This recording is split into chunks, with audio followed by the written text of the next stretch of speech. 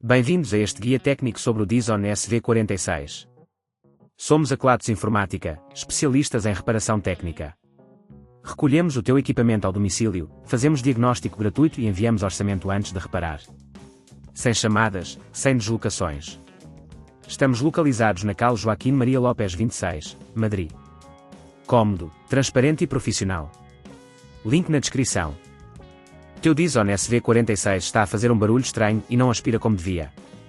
Este problema pode ser causado por um motor avariado ou por obstruções no sistema de aspiração.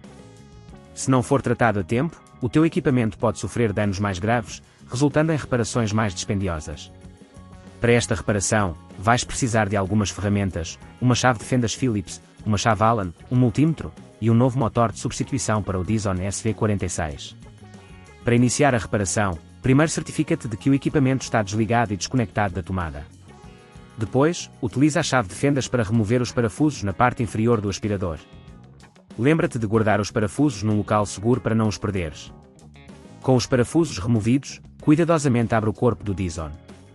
Agora, precisamos localizar o motor.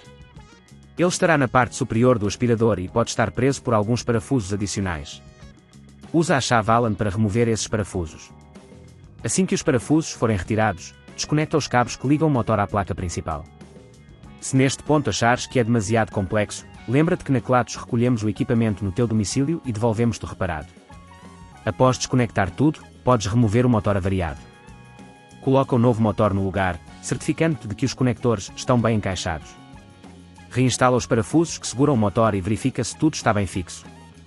Com o motor no lugar, é hora de fechar o corpo do aspirador. Alinha as partes e aperta os parafusos de baixo, garantindo que tudo está bem ajustado. Por fim, liga o aspirador para verificar se o barulho desapareceu e se está a aspirar corretamente.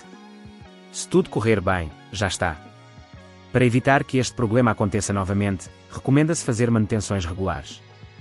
Limpa os filtros e verifica se não há obstruções nos tubos de aspiração. Além disso, não deixe objetos estranhos serem sugados, pois isso pode danificar o motor.